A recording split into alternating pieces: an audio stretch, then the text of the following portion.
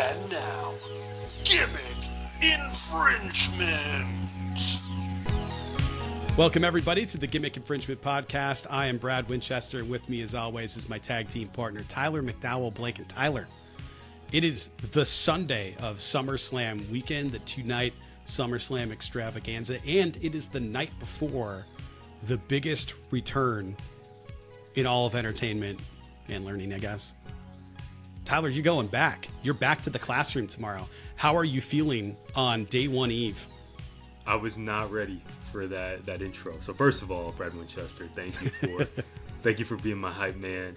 I'm excited. I'm nervous. I am grateful. I'm feeling. I don't know if I would say I'm ready yet. Like how ready can you really be for the first day? Yeah, but right. I'm leaning into my joy, all the excitement that comes with the new school year. You and I were talking before we clicked record that there's there are the good vibes when you come back, when you prepare for a new school year to launch it, but then immediately you're already thinking about the pressures, the lack of time, the trainings you have to get done. So I am constantly reminding myself, things will get done, everything is going to be fine, and how much of a privilege it is that we get to do this work, and just all of the memories that are going to be created, starting this weekend and beyond for the next 180 school days. So I'm thankful. I can't wait to hear how you're doing. Fill us in, the Southern Arizona legend himself. You're returning. How are you feeling heading into a new school year?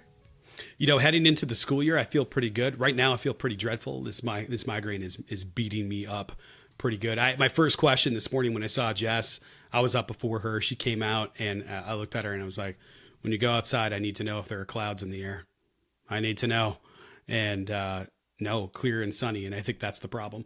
I think the weather is shifting a little bit. I know we're supposed to have storms coming up in the next couple of days. Finally getting rain down here. We have had hardly any rain. We had like 1, 2, 3 days soaker and then just nothing.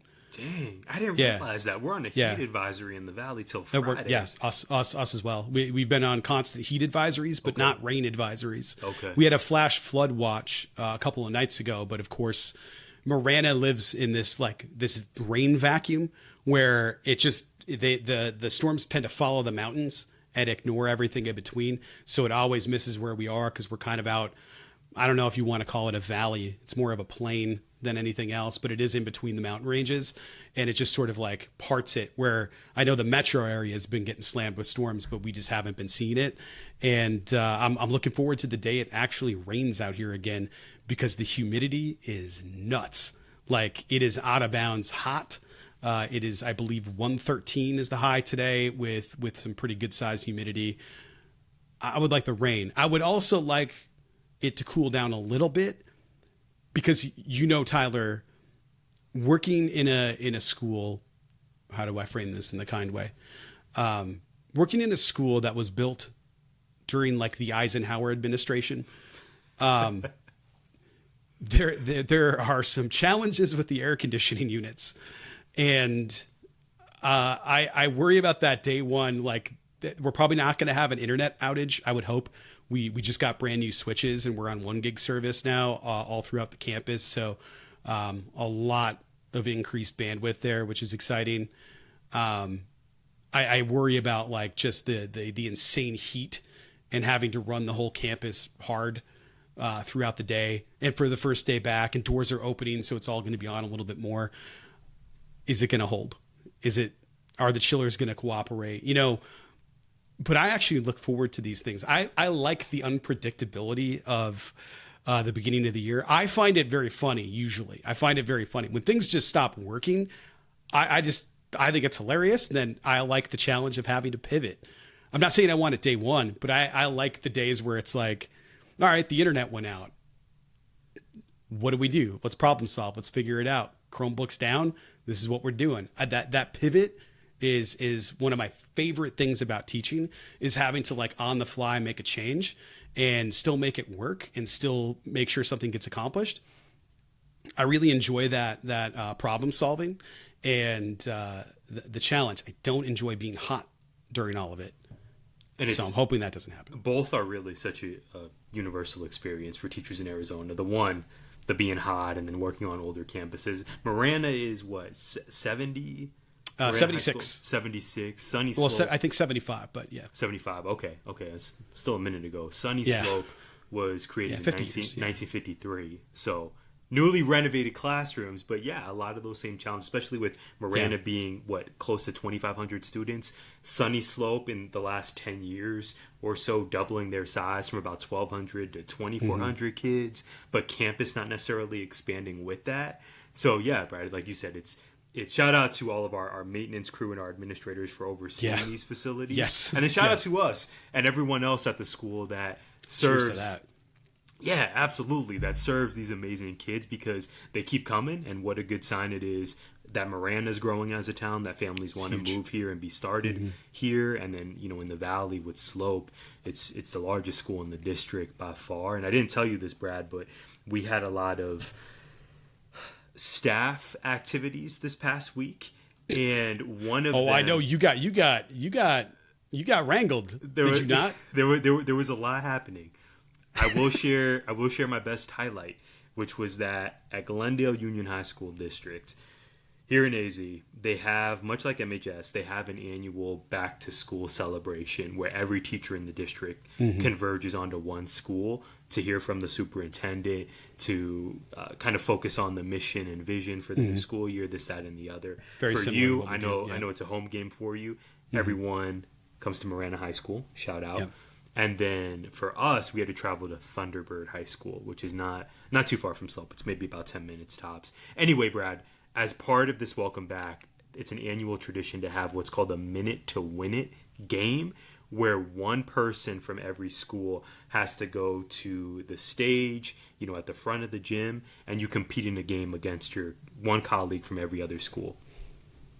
Do you want to guess who was nominated from Sunny Slope High School? I only really know one person there. So that's true. Actually, I'm gonna guess Tyler got Yes. nominated. Yes, I was asked as a newbie at that school to partake in this Minute to Win It challenge. So I agreed to these terms, Brad. Hey, it's hard to say no when you're new, man. Exactly. Yeah. That was mostly. Yeah. It probably wasn't anything to do with my clear athletic prowess, and more about he's probably not going to say no. Anyway, I was thinking the night before, what in the world are they going to have us do? Is it going to be you have to stack sugar cubes on top of each other? You have to balance an Oreo on your forehead. I have a large one of those, so that that could actually really work. A 5-head, yeah, quite nicely. Yeah, and I do like Oreos. But it ended up being, apparently this is a thing on TikTok. We had about 8 to 9 teachers, again, one from every school, had to step inside this very small box that was outlined by blue painter's tape on the gym floor. We were single file city, and everyone was watching us march in place for 1 minute. Again, Brad, this is a thing on TikTok I learned after the fact. The goal was to march in place, but stay in your box. What I am not mentioning to you is that we were blindfolded as a part of this. So we're blindfolded, the music starts playing. 1 minute later, we take our blindfolds off and let's see who won. It ended up being a 5-way tie. So about 3 or 4 people were eliminated. 5 of us, me included, stayed. And then on the fly, it was decided to have a rock, paper, scissors contest. So I looked to my left, nice lady. I beat her in rock, paper, scissors, so I advance. I looked to my right, and I want to say there were 3 of us left at that point. And 2 colleagues decided, okay, we're going to compete, and then I get the winner. So I essentially had to buy into the finals, Brad Manchester, nice. which I was fortunate to have that opportunity. So this man and this woman compete. The guy beats her. Never seen this dude before. I don't even know what school he was from. He was wearing a pink polo. I think he had like dirty blonde hair. He was maybe about 6'1", 6'2". And when I tell you, Brad, I don't know how many games of rock, paper, scissors you played recently. Quite a bit. This man was looking into my soul when we faced off in front of hundreds of Glendale Union District teachers. He wanted this win. And I said, okay, let's make it happen. It's worth noting that the game prior, because I got to watch him, he used rock to defeat the 3rd place lady. Now, Brad, what I've discovered during this event is that people usually switch their object when playing rock, paper, scissors. So I saw him win with rock, and then I said to myself, I did the calculus as he was staring into my soul. I said, I bet this dude is not going to choose rock again. So I'm going to choose that one and hope he chooses scissors. Do you want to know what happened next, Brad? Hell yes, I do. I'm on pins and needles. Very good. That's what I was hoping for. So they count us down. We do the rock, paper, scissors, shoot. He chooses scissors. I choose rock. Let's go. Thunderous applause. Huge pop. Road Warrior pop. Oh, let's go. Sunny Slope High School gets the victory. Okay, so do you want to know what my celebration was? I didn't even plan this. I was just so full of adrenaline that I was almost going to do something wrestling related. Mm-hmm. Almost. But I tried to find a balance between, okay, I don't want to go full heel celebration, but I also want to let folks know that this was light work for me. So I just simply hit the brush off the shoulder and get in front of a raucous 200 plus crowd, maybe 300. I'm probably underselling it because Sunny Slope has like 95 teachers. Anyway, hundreds of folks are there. I hit them with that, and then I returned to my seat. Sunny Slope was on the ground floor, and I just returned to high fives and just praise and great job, dude. And they also gave me a goodie bag, which I was not expecting. The governing board president hit me with a goodie bag, a nice hug, and I discovered there was an Amazon Echo Dot inside that goodie bag. So a legit prize. Let's go. That's awesome. You know how this goes. Sometimes they'll give you bubbles. Office Depot gift cards. Animal crackers, Office Depot. But I was really encouraged by getting an Echo Dot. So my ego was boosted. I walked away with the prize. And I eventually got a shout out later in the week from our principal during our whole staff meeting. He said, way to bring the belt home. I've already developed a reputation as the wrestling guy on campus. Yes. We've already accumulated a lot of wins, Brad. We're just going to continue to hopefully ride that into this first week of school. That's great. So even if it ends up being a hot literal mess, wins too. We still, literal wins. Yeah, and when our principal announced me at the staff meeting, I don't even know if I was supposed to do this, if it was a cue for me, but I stood up when he announced my name, and I just did the Bryan Danielson arms extended. Please. You didn't start pumping out. No, I didn't. I maybe that would have been a move. I just extended my arms and people clapped for me, and then we moved on. But there have been many wins already, Brad. I'm feeling very encouraged for this school year. And also, after a 20-year hiatus, I still got some rock, paper, scissors game. Who would have thought? I'm undefeated in 2025. Yeah, I that's incredible. I'm so happy for you. You did not tell me about this. I didn't tell you that. I sent you pictures from the yes. staff assembly where there was jump on a mattress, and whichever team gets it to half court the quickest. The sort of the practice run for the Stuco kids. And our team lost every game. So again, life is about balance. Is the lesson here for this week's GI. Yeah. So this week I did not tell you this. We had our staff pick, right? With Friday, everybody show up, do your staff pick, and it's the kind of the classic end of the picture thing. The white people come out, do a silly one. So we always do a silly one. And this year I sat next to the voice of GI, Mr. Alf Bergeson, who caught me while I was in line waiting for my yearbook pick. At some point I will have a pic of me, of Mr. Bergeson hitting the Young Bucks pose at the top of the staff picture. You're lying. Get out of here. Cannot wait. Cannot wait. I wanted to stand up. He's like, you want to stand up? We could sit down and do it. I was like, all right, I guess we'll sit down. I thought it'd be funnier to cover everybody up behind us.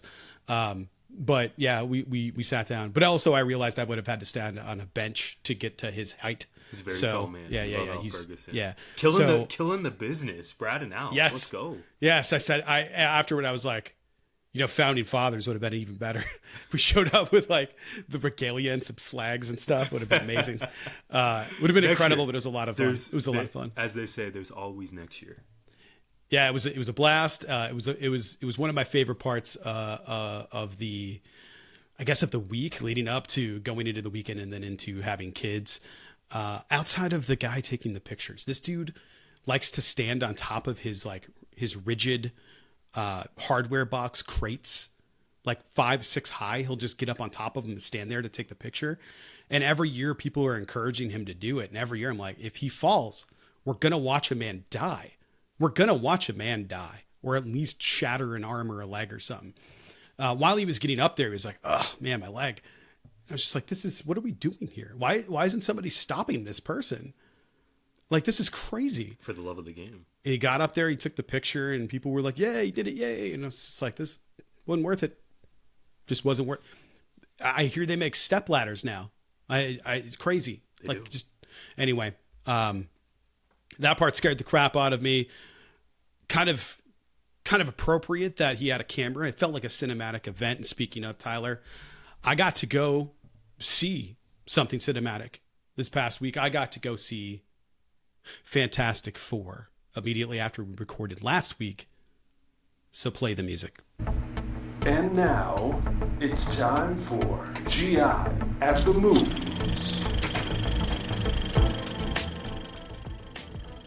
That's right, we got GI at the movies. Tyler, I saw Fantastic Four, and it lived up to that moniker. It was fantastic. This film, the art direction was incredible. It made me think, okay, Marvel's getting back to where it was really good. Marvel's coming back to where it felt like this fresh new thing we've never seen. This kind of true to the comics, unseen thing. Because we've seen reboots of Fantastic Four already. We saw the original one where it was Chris Evans as Johnny Storm playing the Human Torch in early 2000s. And then we had the sequel, The Rise of the Silver Surfer, where Galactus showed up, but it wasn't Galactus. It was garbage. And then we had the reboot, and Michael B. Jordan played Johnny Storm in that film. That, you know what? Like, I thought the casting for that movie was pretty good. It was just bad. They tried to go the horror route of the Fantastic Four, and like, oh yeah, this is a horrifying thing that happened to these people. Actually, they're going to use it to their advantage, but it's like a horrifying thing. This film kind of goes, nah, they've been around a while, and we're just going to start with this like Gilbert and Sullivan looking late night show where the host comes out very beginning of the movie. You all know their story. They went up to space and got these powers, and now they've been saving us from all this stuff. Ladies and gentlemen, the Fantastic Four. And then it just starts. They've already been the Fantastic Four for years. They've been doing the superhero thing for years. They're already super established. I love that we didn't have to watch an origin story, and it just kind of goes. And there were parts of this where I was just sitting there going like, I don't know what's going to happen. I don't know what's going to happen. I don't know what's going to happen. Because it's very clearly established that this is not the same universe that the Marvel Cinematic Universe takes place in. Totally different timeline. Well, maybe not timeline, but it's like sort of like a futuristic 1960s. And it's beautiful. The story is great. There is a very intense emotional element to it that I was surprised by. Is it a little formulaic? Yeah. Is it a superhero movie? Yeah. Is it a ton of fun and worthwhile to go check it out, especially in IMAX? Yes. The IMAX, it was filmed for IMAX. There's some cool stuff whenever Galactus is on screen. Tyler, I don't know if you were present for The Dark Knight. Did you go see The Dark Knight in theaters? You have to forgive me, I did not.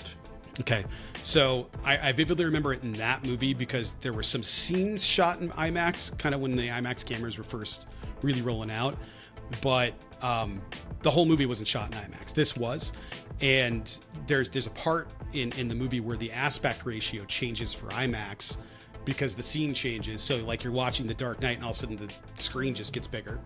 And there's parts in this film that happens, and it's whenever Galactus is on screen, the screen sort of enlarges because this thing is it was like bigger. It was like that for Sinners. It blew my mind. It's so cool. I was like, I love that. We're so up. I'm never going back to a non-IMAX theater ever again. Exactly. And we caught it in 3D. It was great because it wasn't like, old movies 3D was there for 3D's sake and not to enhance the experience. This absolutely enhanced the experience. It's totally worth it. It's a great film. It's a great story. You don't need to see other Marvel stuff to go and watch this. This isn't like the, part 20 of a saga. It's certainly not going to hurt. After the announcement that Robert Downey Jr. was going to come back and play a different character entirely from Iron Man, everybody's like, well, how is this going to happen? Because he's playing Doctor Doom. Doctor Doom is the Fantastic Four villain, and he's not present in the movie in ways you would expect. In fact, he's notably absent at a summit where there's all these different countries there, and they pan past Latveria, and it's an empty seat. So I thought that was really cool. It was like a nod to, oh yeah, that would be Doctor Doom's chair, but he's not even there. I thought that stuff was really cool. So there's all these little shouts. You don't really need to know any of that to enjoy it. Totally worth it to go check it out. Tyler, I think you would love this movie. I thought it was great. Go check it out. Catch it while it's in theaters. I haven't wanted to go back and watch a movie in a long time. This is one I would absolutely go back and catch. Can we take a moment to rewind and discuss the preview that was included at the theater? Good Lord. Why are we showing weapons? Weapons. A PG-13 Marvel movie? Oh my gosh. If you are catching us right now, which of course you are, that's why you're hearing me say these words. After this episode, or if you're willing to pause, it's crazy, on audio or on video, just pause right it now on YouTube. If you are not familiar with this new movie, Weapons, check out the trailer. It is a horror movie. Spoiler alert. Big time. Brad, what was... And ironically, it's one of the main characters is a teacher who's gone missing and is maybe killing people now. Anyway. Yeah, we don't know. Yeah. What was Freya's reaction real time? Because this totally caught you off guard. I get scared at these movies. I can't imagine having a daughter there who I'm supposed to be strong for. Part of me was, okay, I get it. It's a PG-13 movie. Freya's not 13. I've never gone to a PG-13 movie, like a Marvel movie or a Star Wars or something Disney related. It's Superman, any of those things. Freya's gone to those things. It's fine.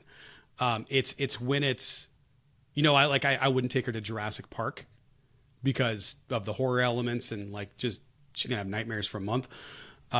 It's a superhero movie. It's probably okay, but if you saw Thunderbolts, you know that the void was a lot.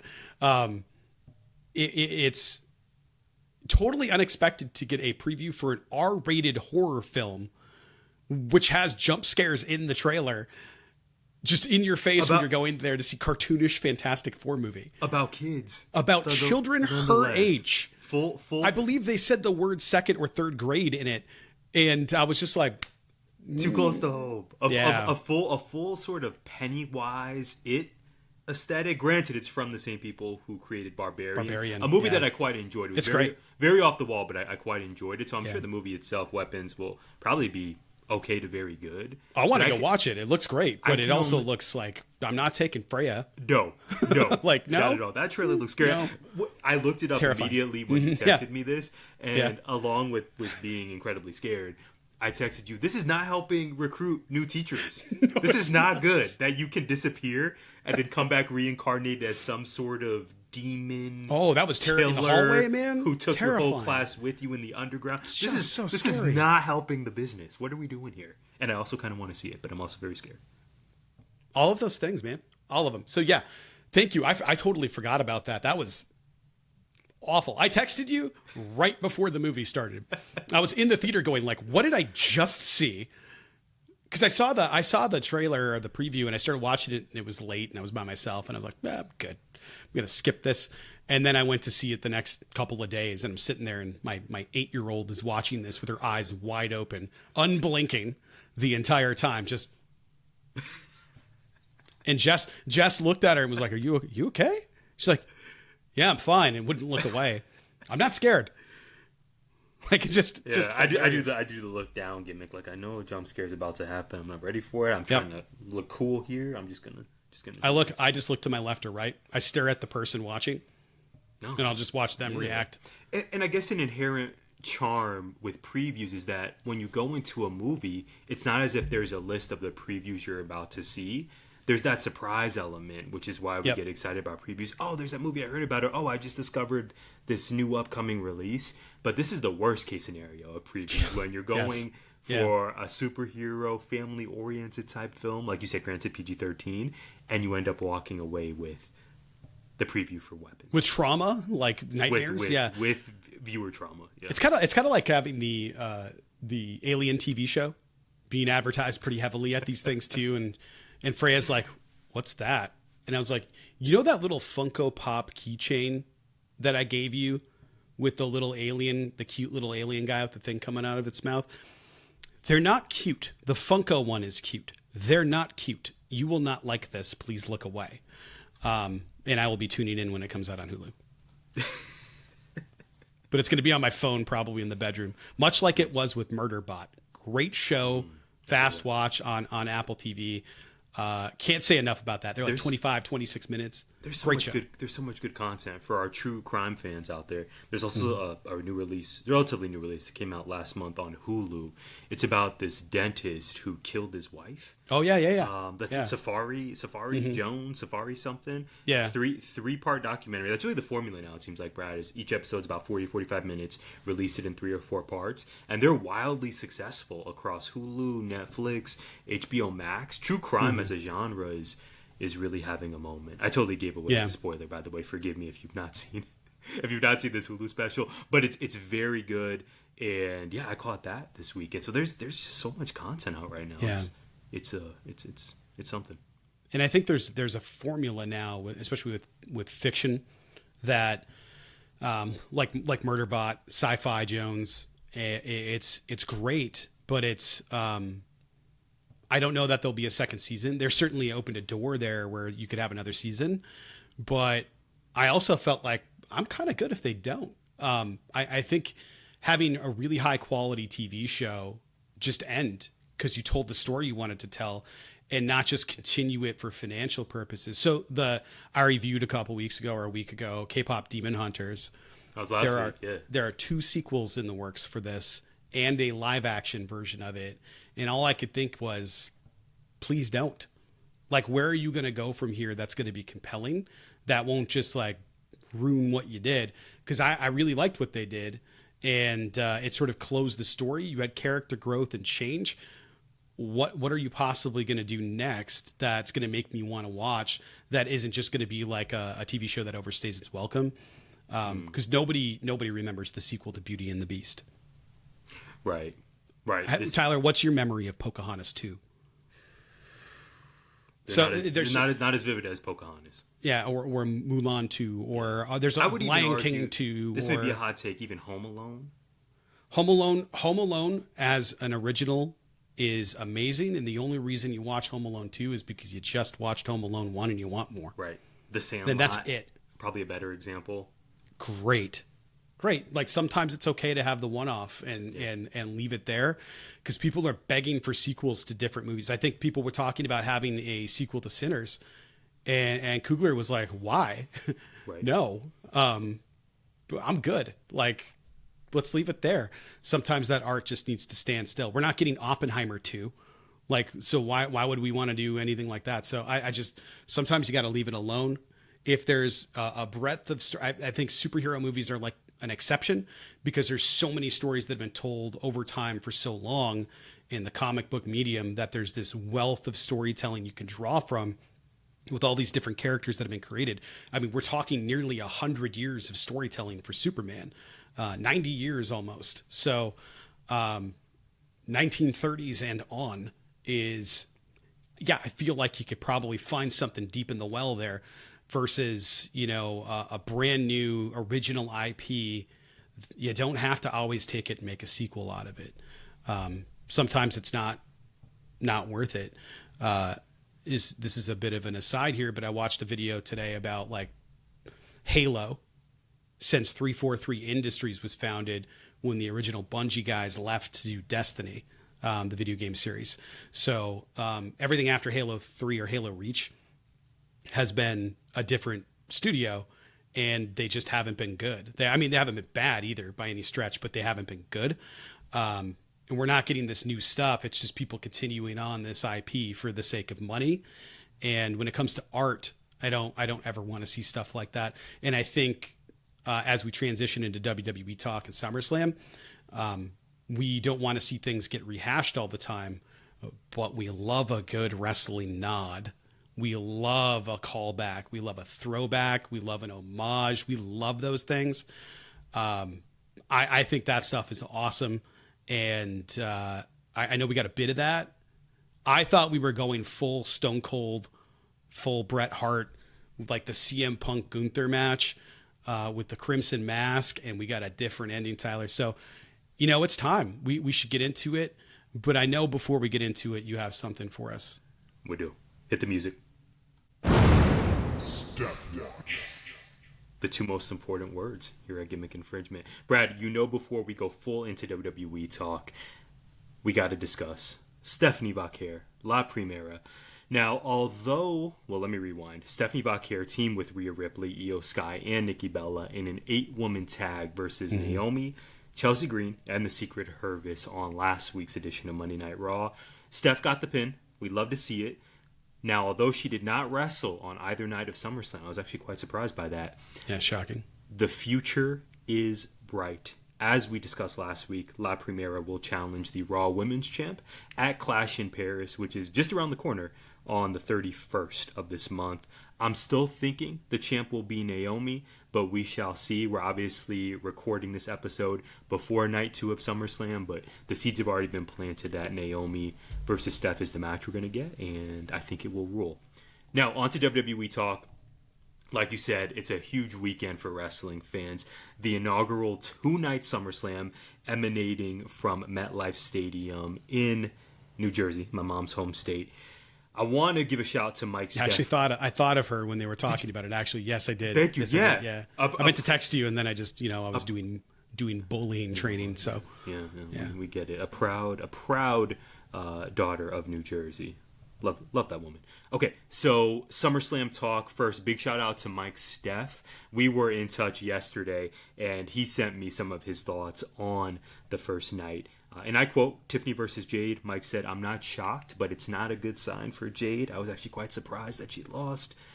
Regarding Gunther versus Punk, Mike in all caps wrote, "They did their thing." He was very high on that main event. And then, of course, arguably the moment of the night, the Seth Rollins cash-in on CM. It was very well done.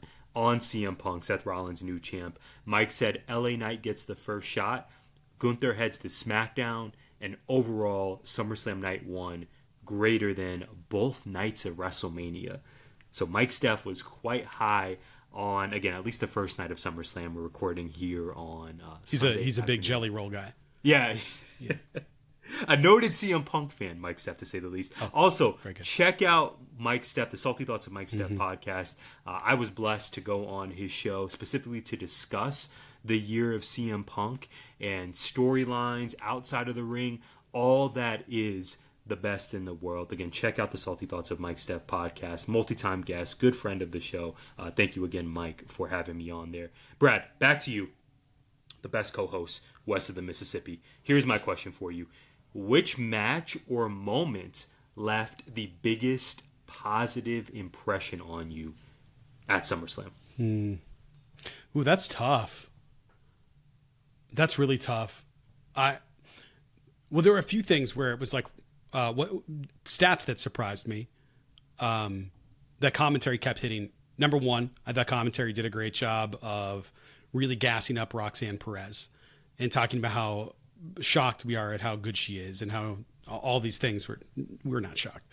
But really like hyping her up.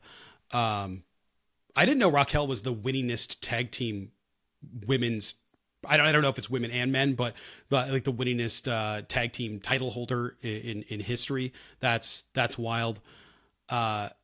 Charlotte and Alexa winning and having, I don't know if I want to say I feel really good about the tag team division, the women's tag team division after this, because I didn't feel good about it going in, and it made me really hopeful. I just feel like they'll do nothing to build to another event, and then we'll have another event.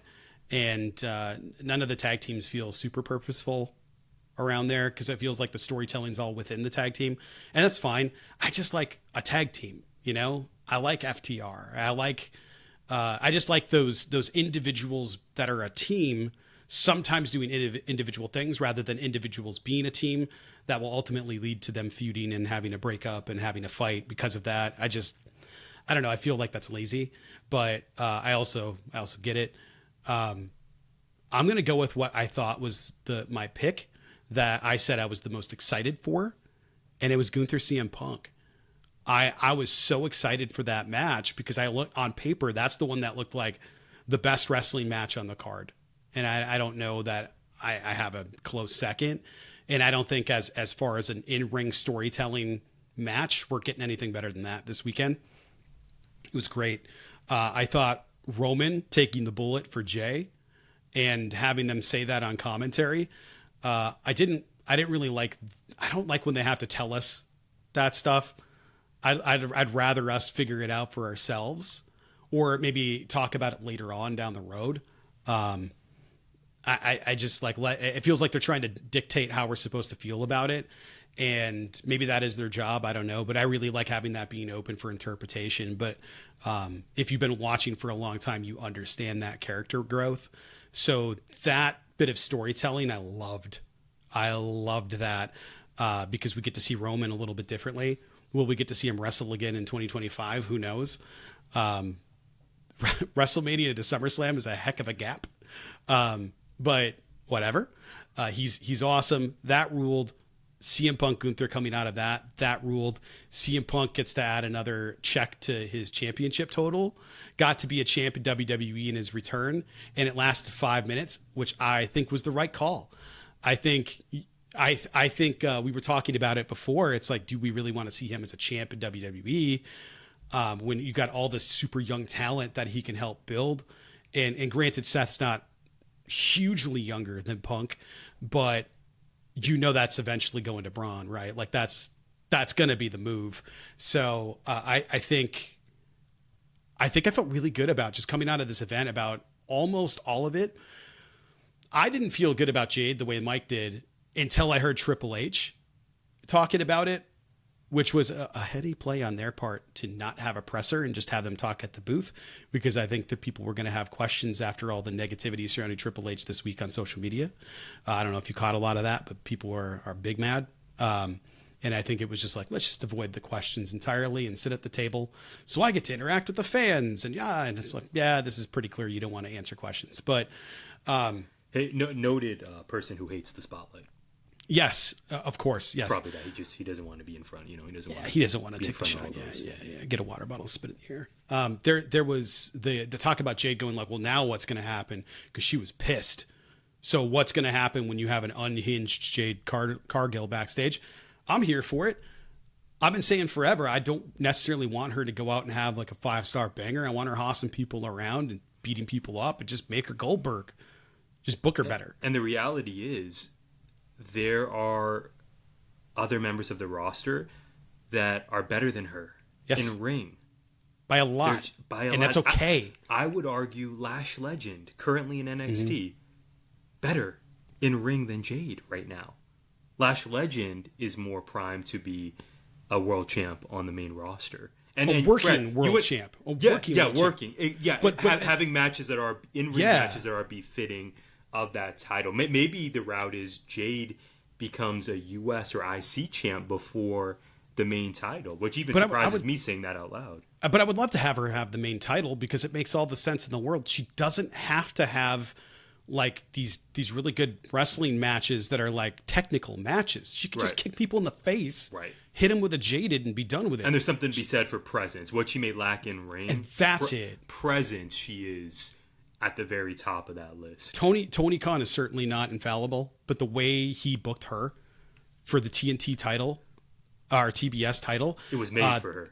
It was perfection. Right. They could simply use that formula going forward and book her the same way, and it can be the world title. It reminds me a little bit of how Gunther was booked with the IC title. Granted, his matches are like he's one of the best wrestlers in the world. He's an all-timer. And already, and everybody that works with him are like, I want to work with him again. Yeah, everyone's person. Aware. We're all aware that we're watching. And Jade, Hall of Famer and Jade has grown so much. I love watching her work. I've always loved watching her work, and we all love just watching her. And I think like just throw the title on her and have her be a beast. You don't have to go crazy with a 20-minute technical wrestling match. It can be a 5-minute match that's sort of an elongated squash. I guess as she continues to improve, maybe you build on that because she's getting better and better and better and better. And I think I can see a day where she's like really good in the ring, and has that presence, but like use the presence now. The more she loses, the more she loses some of that aura and mystique about her, because she was booked she was presented as a really big deal and hasn't really been a really big deal since she's been there. I say that knowing full well that she's like had huge matches on giant cards, but really it's been in, aside from this and with Naomi, it's been in tag teams. So putting her out there to be a champ, and maybe you're right, maybe it's US or IC, and then book that like the TBS title. That would be the easiest route, where you don't have to have that main, all the promos, all the feuds, all the wrestling, all of the matches, have that big build up to that thing. The IC US title, you can get away with some shorter programs and some shorter promos and shorter matches. I think that she can look like a dominant force and look like a killer. But what I take away from it is they have enough trust to put her on SummerSlam and in a singles match. And yeah, she lost. I'm kind of excited to see what happens next, man. Not everybody has to be the best, technical wrestler in the world. I think we've talked about John Cena like this before, where we've seen him do moonsaults and Hurricane Ranas and all of this stuff. He just hasn't had to do that. He's done his other stuff, or the CM Punk would call them 5 moves of doom. He would just do those things and it worked. Nobody cared. People were like, all right, dope. John Cena hit him with the thing, and then you can't see me, punch the face, an attitude adjustment, the STFU, the FU, the whatever we're calling these things now, whatever PG, PC version we're calling it, whatever. We know he can do more. We knew The Undertaker could do more, because I watched the mocap stuff they did for the video game, where he's doing all this, like he did like a standing somersault or something, like doing crazy stuff. And it's like, no, he just choke slam dudes, big boot to the face, do the old school, and then Tombstone City. And that's kind of it. Like, so what? Jade could do that too. It's a compelling case. I was so in my feelings about her losing, because I was so just, I worked myself. I was shocked. I worked was myself shocked, into a shoot. I for sure thought shocked. she was winning this match. Me too. Right? I even said it on air. So as I kind of get over my big feelings about that, that is intriguing to me, that I missed the Triple H quote about, okay, Jade losing, arguably the biggest match she's had since signing with WWE. What does this mean for her as a character now? I'll be seated for that. I could see an Extreme Rules come back for her after that comment. Interesting. Best positive impression, specifically with night 1 of SummerSlam, because again, we're recording pre-night 2, and by all accounts, the night 2 card could end up exceeding night 1. I am intrigued now by that main event. John Cena back to his roots, back to being a good guy. Does this mean we're getting a double turn in the main event? The Rock is always lingering over this. Will he show up? Will he not? Is Travis Scott going to be involved? Match-wise... Only one platinum rapper is going to be. Hey, that was good. The People's main event, one may say, Naomi versus Rhea versus Io Sky. I cannot wait for that. Probably the front runner to open the show. We know that's going to be great. There's going to be the TLC. I think it's a 6-way tag match. Oh, now I'm excited. There's going to be a lot for us. There's going to be a lot for us to get into next week. But while we're here, night 1, best positive impression. The Seth Rollins cash-in, the moment when he was using the crutches good call. to walk to the back, but then he paused. And I think Paul Heyman kind of gave it away when he was gave it away. I don't know if that was intentional. He was holding out the briefcase for so long. He was like, where are you going? And then stepped back like, oh, maybe that was too much of a giveaway. The moment when Seth Rollins stops, seeming like he's going to go to the back after proclaiming from the entrance ramp that I am going to cash in on you, CM Punk. Just wait till my leg is healthy. Use the crutches to walk back, stops, and then pushes the crutches to the side, and the crowd, the glasses, 50,000 plus in MetLife, so just good. erupt. To me, we have these moments once in a while when done right in WWE, in AEW, in TNA, and the like, where we just think, okay, this is wrestling. This is why we invest in this to such a degree. To me, that was one of those moments. Well executed. Seth turns around, cashes in.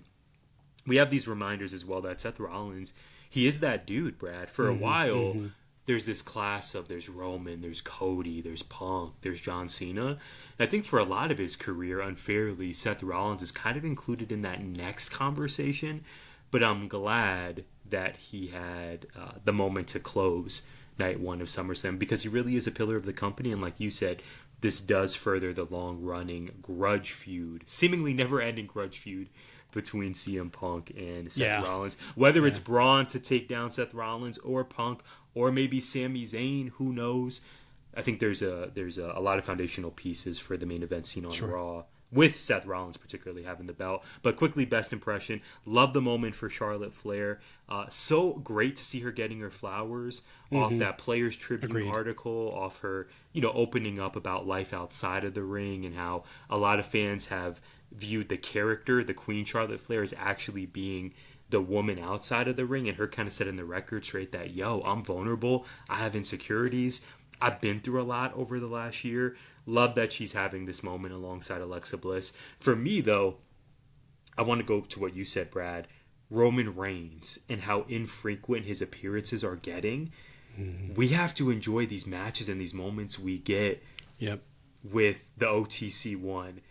My favorite moment from SummerSlam Night 1 was the Roman leap over ropes, which turned into a tope Con Hero. I did not realize Roman still had that in his bag. It's amazing. It gave me the nostalgia of when I was a kid and we would tune in for pay-per-views. Yeah. And you would have moves pulled off that you were not going to see on Raw or SmackDown. Sure. It was only brought out during papes. Yeah.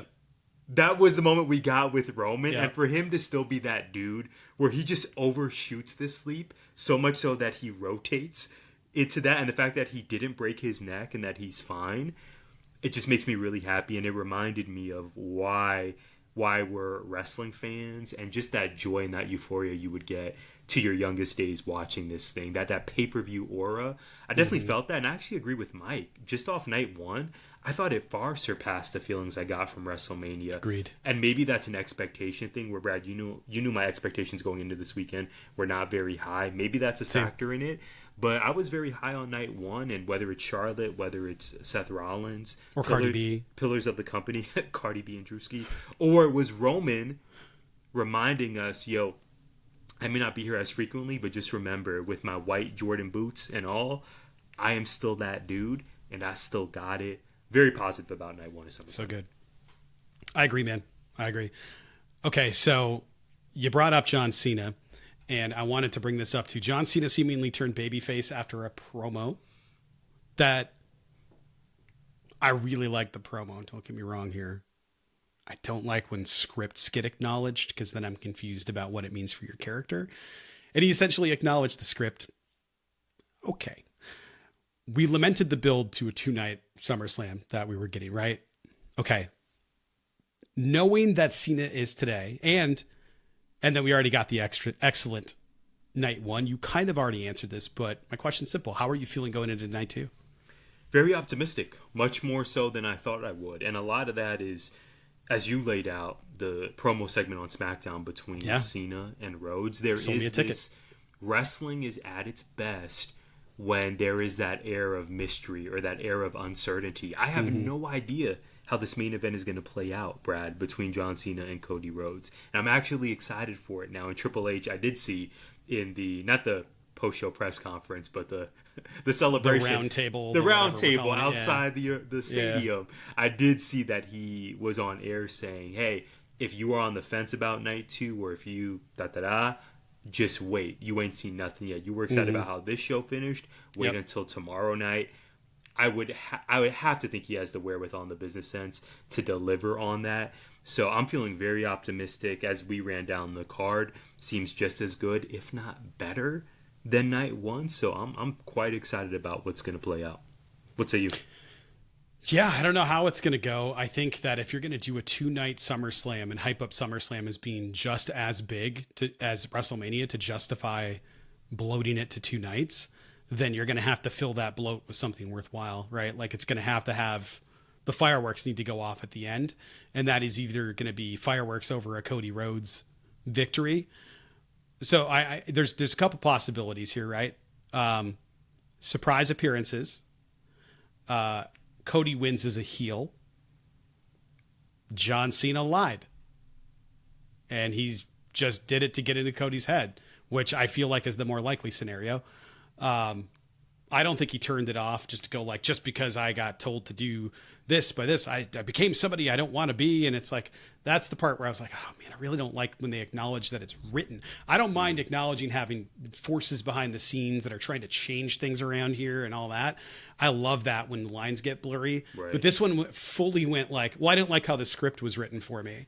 That part bugged me a little bit, but it didn't seem coincidental that this happened the same week as WWE Unreal premiered on Netflix. Thank you. Earlier we discussed streaming. Yeah, this is a just massive shift in the business that there is a show on Netflix now, 5 episodes in all, really revealing the behind the scenes and the storyline element and the scripts, and it's just interesting that we kicked off the week with that show being available. I actually quite enjoyed. I've seen an episode and a half, quite enjoyed it. And now, like you said, Brad, going to Friday and SmackDown with Cena openly saying, I was presented this idea. It was going to electrify the business. That's my word, not his.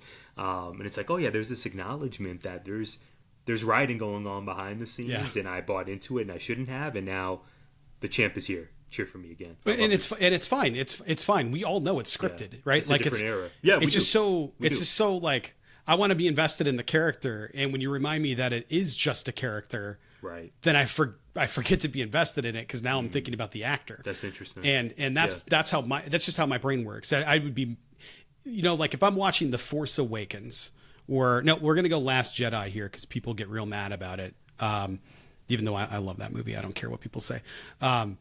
If John Boyega turned at the camera playing Finn and just went, I don't know why Rian Johnson would write this, and then just kept fighting stormtroopers in the middle of the movie. Like, that doesn't make any sense. And that's what I feel like sometimes with this, when people acknowledge that there's a script, is they stop to go like, I know you wrote this, person in the back, but sometimes it's okay. I like when they acknowledge the business side of it versus the creative side of it. I love when they're like, oh, but somebody needed to get their contract. Freaking love that. Because that's immediate beef and it's a reason to fight. It's over money. This is America, man. Of course people are fighting over money. So I love when that happens. I don't really like when they acknowledge the writer's room all that much, or a person in charge of creative. I don't know. The only thing I can think is let me rephrase it. The only reason to mention The Rock, even if it's between the lines, is to set up an appearance. Right? Like, if we don't get that and they set it up that way, it'll be another kind of like gaslighting by the WWE to go like, no, tune in. He mentioned this. This is probably going to happen. And every time they're like, I don't know why people think that it's not going to happen. It's like, well, you referenced it like 4 times now. You keep referencing this thing you don't have payoffs for. People want to see the payoff for it because you keep mentioning it. And then you're like, I don't know why people think it's going to happen. And I just mentioned it again. And it's just like, I don't... It's less, I don't know where the lines are between what's real and what's not. It's more, I'm starting to feel like they don't know where the lines are. And they're not creating a sense of, oh, the real thing might not be real or the fake thing might be real. It's more like, hey, we're going to show you inside. We're doing a little too much inside baseball during the show. Do it during the press conference. Dope. Use the press conference for a vehicle for future matches. Cool. Doing them both at the same time, confusing. And it's AEW is super guilty of doing that too. John Cena's interviews have been about his character change and about being a heel, and he acknowledges that it's all scripted and all that. So I guess this is in line with those kinds of things. But doing it on your main show to get people interested in a pay-per-view that's not really pay-per-view, subscription per view, it's a little confusing to me. All that being said, all my complaints about that, I'm still invested because of the promo. So maybe I don't know what the hell I'm talking about. Maybe that's it. Maybe well, they're right. I'm dumb.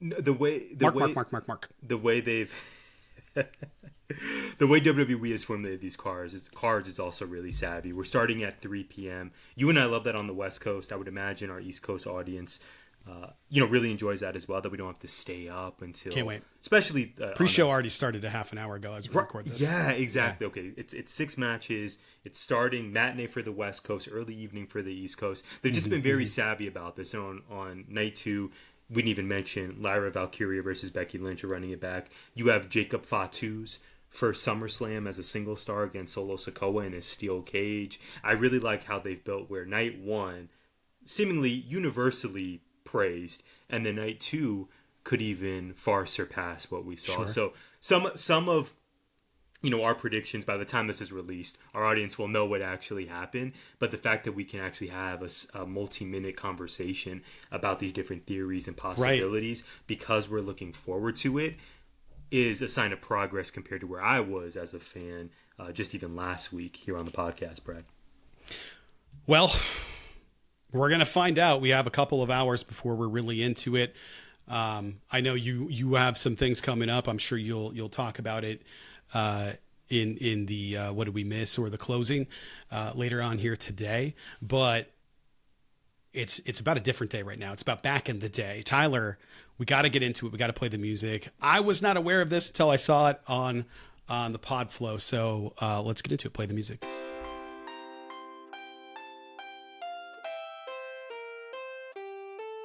And now it's time to get old school. Prepare yourselves for Back in the Day. It's a great transition, Brad. Mariah Carey's The Emancipation of Mimi album somehow turned 20 this year. Now, admittedly, she dropped the 14-track, 50-minute project on April 12th, 2005. So the official 20-year anniversary was several months ago. Yeah. When I tell you, this is one of my favorite pop/R&B albums of all time. It includes guest appearances from Jermaine Dupri, Pharrell, Snoop Dogg, Pre, White House Support, and more. It's my favorite album in her storied discography. The first 5 songs, Brad, can we talk about this? The album begins with It's Like That. Then we go to We Belong Together, to Shake It Off, to really slept on track, Mine Again, and then also Say Something with Snoop, which is an awesome track. First 5 songs, absolutely can't miss, no skips. And to me, there's something special about a woman being in her bag. This was really when I discovered the beauty and brilliance of Mariah Carey. I remember her being in Miami at a concert, singing and thousands of fans being all into it, and her just being so confident in where she was at in her life and career, seemingly. And it really is my favorite era of Mariah. And then, Brad, you fast forward to summer 2025, all these years later, and Carey still being a big deal. She released the single Type Dangerous earlier this year. I've seen it on a lot of Instagram posts and pages. Yeah. And just a reminder of her holding this undeniably special place in pop history. She's the soundtrack to many people's Christmases every year. And she's reached the stage of celebrity where, I mean, you and I spent 20 to 30 minutes discussing Hulk Hogan last week. Right. I think Mariah Carey's done a really stellar job of maintaining her reputation and avoiding a lot of potential pitfalls or controversies. I think overall her Q rating is still very high. Again, she's still dropping music, but she also has these songs, whether it's We Belong Together, that will pop up fairly often. You're like, oh yeah, I remember when Mariah made that. When was that? 20 years ago. She's a legend. Or again, every Christmas, she is the soundtrack. We hear her at Kohl's. We hear her at her friend's house when we go over to eat. To me, she's really aged super gracefully as a performer and as a person, which leads me to ask you, not only what are your thoughts on Mariah Carey, shout out Will Washington, but also, is there an artist whose music has really spanned all of these eras for you, where you keep going back to their discography and have a lot of positive memories? That's still currently going, that has that kind of longevity. I don't know.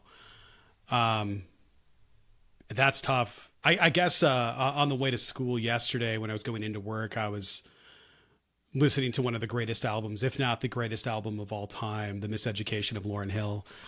It's start to finish, every song on it. It's incredible. Middle school for me, it was like, the kind of the punk rock, pop punk stuff.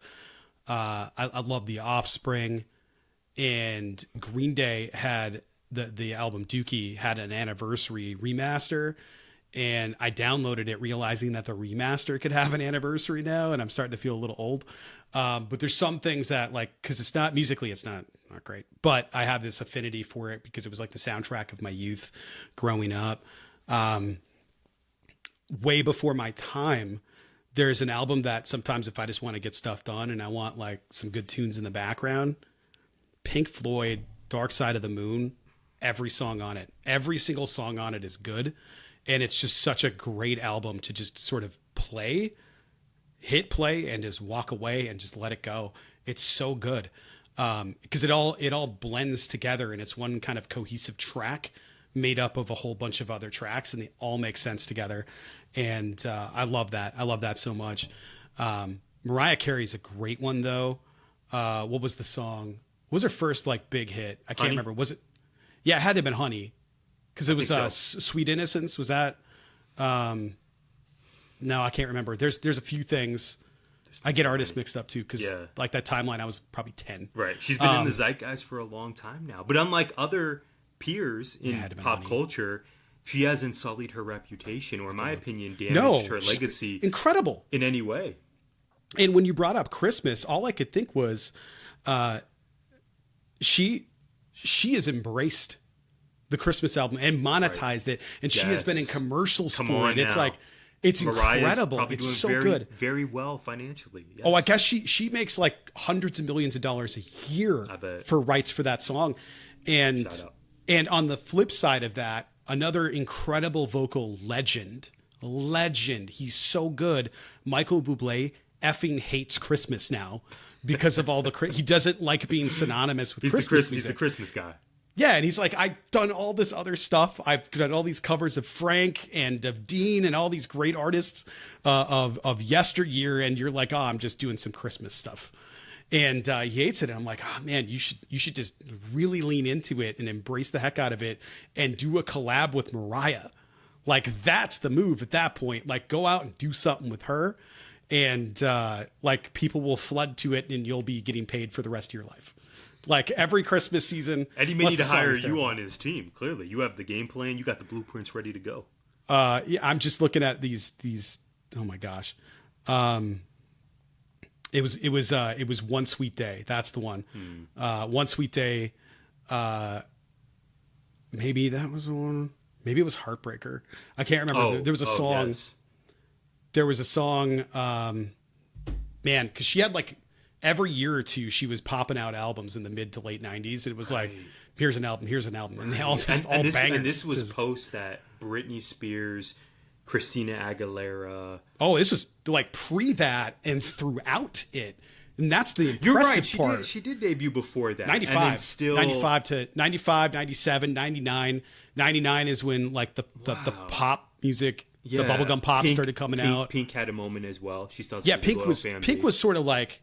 At the tail end of Christina and Britney, Pink appeared, and we were like, "Oh, and this thing." And it's like now we know Pink would have fought different. Both of them. Yeah, like Pink, you don't F with Pink. But Mariah, to your point, Brad, that's a great point about the timeline. Thank you for that note. Yeah, Mariah's really outlasted. A lot of people, and it's by a lot. Dropping. That's what I'm saying. Like, that longevity is crazy. The longevity is crazy. I was just shook when I realized 30 years. This album that I really enjoy is celebrating an epic anniversary this year, and I had no idea. And the music is still played on the radio. Yeah, and it should be. I guess I still listen to the radio. I sound old. Radio, Facebook. I like Scrabble. I couldn't tell you what radio stations are in the area.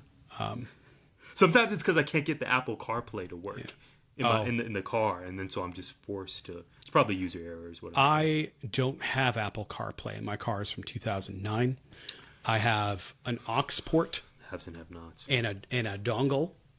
And whenever I plug it in, the loudest thing to come out of that phone is the beep telling me the audio is too loud, because the volume is so low coming out of iTunes off of my phone. I have to crank it in the tiny little like 2-inch tweeters that I got in my car that I can't sing over the top of that. All I can hear is me. How am I supposed to belt in the car on the way to work? Come on, Chevy. That's real unfortunate. I'm driving a classic, man. Like, I get it. It's so bad. So bad. Tyler, we got to get into it. I thought we were going to have a short one today. I was wrong. No, it is time. No. And you know what? I love it. If you're still with us, thank you. And we're about to hit AEW. Send me with your question, Tyler. We are All Elite Wrestling. Okay. Kyle Fletcher defeated Dustin Rhodes to Yes. become the new TNT champion. That's I pretty. think we're building toward the inaugural Women's Blood and Guts, which I'm very excited for. Yep. And Hangman Page defeated Jon Moxley to retain the AEW World Championship. Brad, they say all good things must come to an end. I'm not sure the past 10 months of Moxley's Death Rider storylines have been good, but it seems this group could begin splintering soon-ish. If so, how do you think we'll remember the Death Riders? Furthermore, if you had to choose, which group member's stock has risen the most since joining? Marina Shafir, that's easy. Marina Shafir, that's the easiest one because everybody else, I don't think their stock rose at all. I don't think there was any benefit to any one of them. What did they gain that they didn't have from Blackpool Combat Club? If anything, they took a step down. I don't think any of them have been presented any differently. I don't think any of them have gained anything from this. The only thing I'll say is that they let Claudio cut promos in his own language. That's cool. Like, that was dope. I like that because it comes off a little differently when it's in your own language. I don't think it did anything for Wheeler Yuta at all. Like, if Wheeler goes off on his own now, you excited? I have questions. That's what I'm saying. Like, yeah, I'm hopeful but excited. he was. This gave he him a was spot. This gave him a spot. It gave him a consistently spot, every but week. he was on fire when he had the Daniel Garcia feud when DG was a heel, and I think he was still in 2.0, right? Like, or the Jericho or Yaz, I can't remember which one, but it was like he and I think it was Danny, or was it MJF, had that fight up in the balcony where he like came in. I think he was still wearing the red tights at that point and coming out to like the video game theme. People were super behind him. And then he turned heel, and then they started coming back, and then he turned heel again, and then rinse repeat. I mean, how many times is this guy going to turn heel where like the crowd is super behind him? Let's stomp that out. I don't know if they're getting that back because I don't know how you position him at this point if he leaves the group, because he's going to get put in tag team purgatory, or they're going to dust him off to have a match every once in a while in ROH or something, when it's like he was ready and primed to potentially have a TNT title run. And now I don't know where he fits because they just kind of, I don't know. Nobody liked him in there. Nobody was like, oh yeah, this guy's a badass. He ate most of the pins for them, I feel like. He's the smallest one of all of them. They need a cruiserweight division. And I think he would be top guy in the cruiserweight division. It's just, I don't know what you do with him. Marina, on the other hand, finally got a spotlight as kind of a killer, and is much more, she's in a much more advantageous position than she was before she joined, because she was doing the silly hat crap over in ROH and doing the goofy smiles and stuff. It's like, we know what she did before this. Have her come out and just never have a smile. Just ever. She's always mad, and then she's just going to hoss people. It's been perfect for her. So I would like to see more from her. I would like to see her in more fights if it lends itself to that. But I think she is the one that comes off of all of this looking really, really good. I don't know that anybody that the Death Riders feuded with comes out looking better. I don't know. I don't know what the answer is to that. I think it's Marina Shafir, and I don't personally think anybody's remotely close to what Marina came away with. I wanted to build a case for Jon Moxley because, granted, he's already a multi-time champ before, like you said, the Black Riders. That's crazy. The Blackpool Combat Club. Very different group. transitioned into the Death Riders, but that was very good. I'm just thinking of who the leader is. Is it the bounty hunter Brian Keith wearing the cowboy gimmick? You know what? This actually could be something. That could work. Yeah, a black cowboy stable. Yeah, we can workshop plus Hangman. He could be the Owen. Exactly. Yeah. I wanted to build a case for this because even though the storylines were not good and the creative were the creative was just less than satisfactory.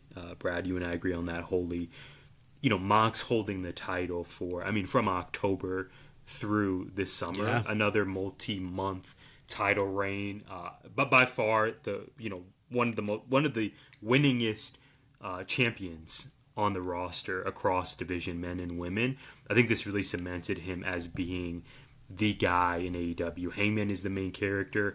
MJF is kind of like the most unique presenting, I would argue the most unique presenting character in AEW. Just a certain aura about him is very much AEW. He even got AEW tattooed on his ankle, right? What are we talking about here?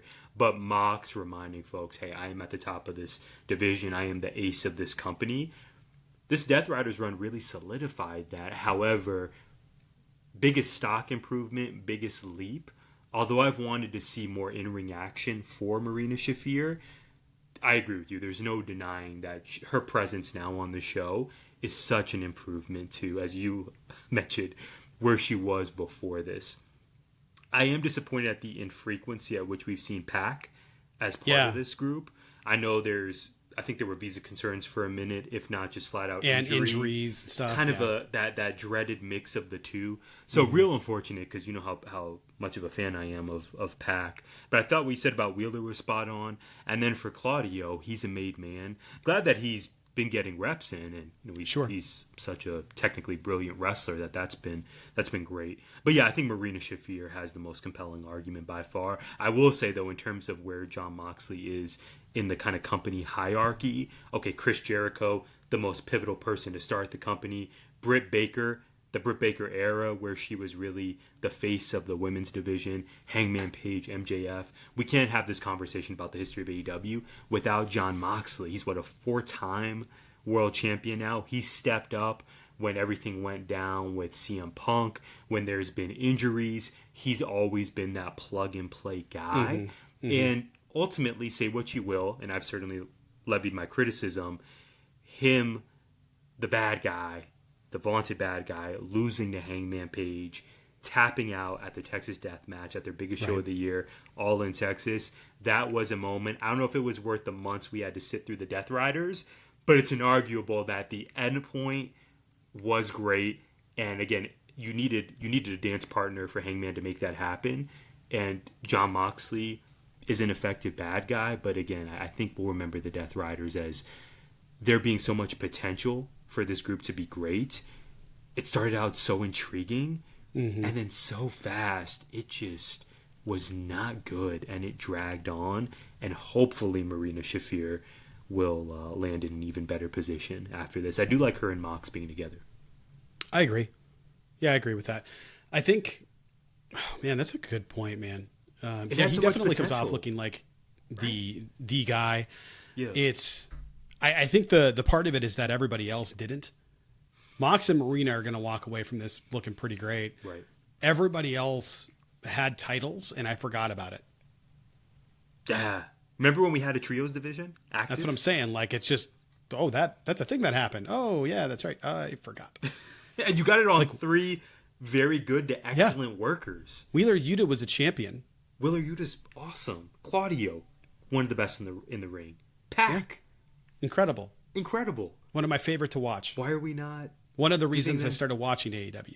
Yeah, why are we not giving them trios matches? Maybe I'm looking at it more fondly because we went through it, Brad. I was down bad on so many episodes. Like, why is the Death Riders still happening? Yeah. So maybe I'm misguided by the absence makes the heart grow fonder. It was bad. Maybe the whole point of the Death Riders was to make us hate it so much that we were like, okay, the Hangman culmination was worth it. This clearly wasn't the plan at the outset. So it felt like it was really legitimately let's hold on to the belt and the briefcase and just keep doing this until we can figure out who the guy is going to be. I feel like at some point it was going to be Switchblade, and then the injuries happened, and who knows. Remember when we thought Shane McMahon was coming in? When Jon Moxley said early on in the foundation of this group, I'm answering to the higher power. I'm not calling the shots. I guess is that ever going to come back to that? Was that the Young Bucks this whole time? Was that the? I thought Shane McMahon was popping up. Or maybe it's something else. Maybe we find out. I don't know. Maybe we find out something else. Maybe that's the next step for this We'll see. So my question for you is very much related to these things. So there were a bunch of rivalries and friendships that rekindled or are rekindling. We got Hangman and Mox. Granted, it's over. Briscoe and Ricochet. Granted, it's over. And Cage and maybe Cope. We'll see. It was a promo. It was a thing. Okay, Tyler, out of those three, Christian Cage, Cope, or the feud between Hangman and Mox, or Briscoe and Ricochet, which of these would you like to see continue, change, or end? I have a feeling I know which one you'd want to see end. Hangman Mox. Wow, I thought you were going to go Ricochet. Ricochet, Mark Briscoe. Yeah. I mean, I'm happy for Mark Briscoe. He's in another main event match this week, this time against MJF. It's just interesting with the roster they have.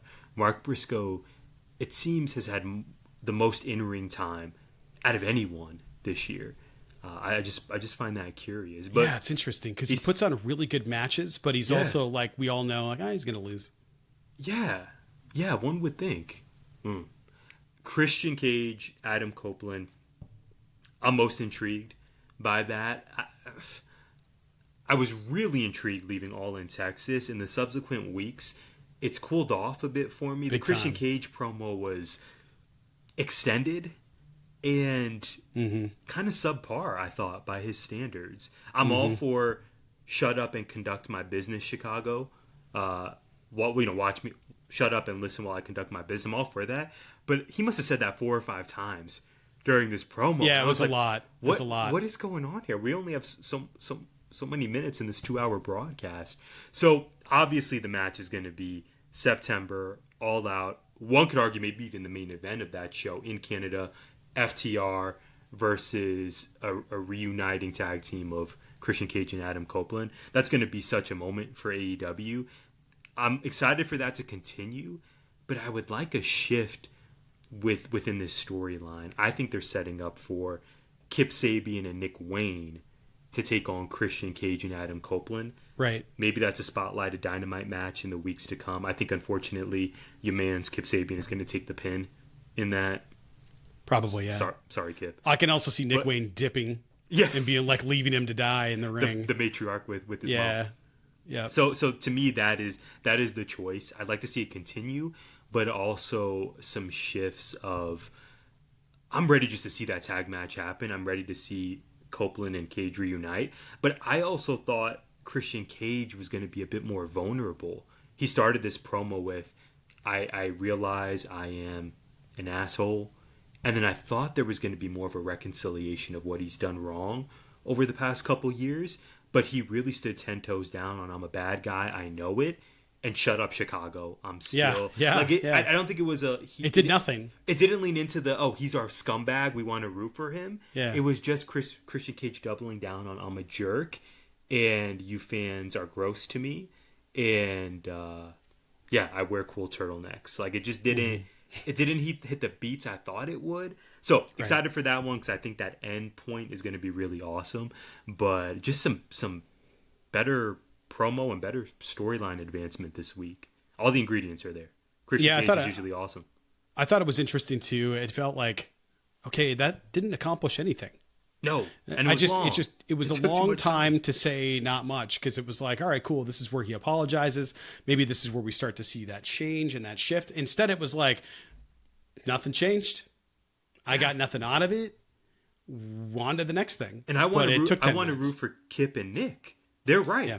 Christian Cage has been... I don't know if he deserved a concerto, but he has been selfish, and they should be blossoming on their own. I'm not. Yeah, they're absolutely correct in this situation, and I think maybe going into the Nick Wayne match, I really think it's going to end up being Christian Cage versus Nick Wayne, and then Kip will probably interfere, which will cause Cope to come out again, and that'll be a whole thing. But I still think like Cope will be like, no, you need to figure this out. You are an asshole, and just dip and continue to say, go find yourself.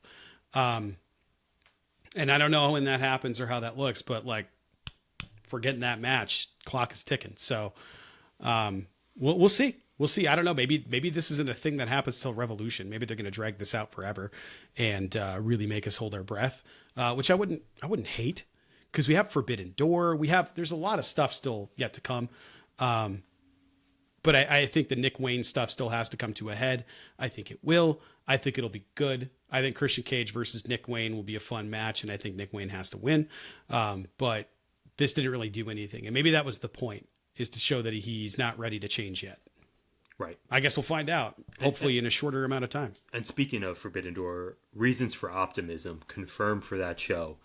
Yes. Athena versus Timeless Toni Storm. And Kazuchika Okada versus Swerve Strickland. Mm-hmm. My goodness. Well, maybe that's a good transition, Tyler, into what did we miss? What did we miss? Okay, first, 19 Media. Love the team.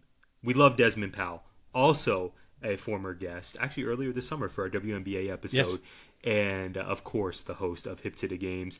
I am joining him on his show for his You Had to Be There series, where we give flowers to a hooper of times past. I won't reveal who I pick yet, but I believe that is scheduled to drop this Friday. Brad, you are going to be appearing on Hip to the Games, and You Had to Be There very soon as well. So much love to Des, and thank you so much for supporting what we do here. And again, check him out at Hip to the Games.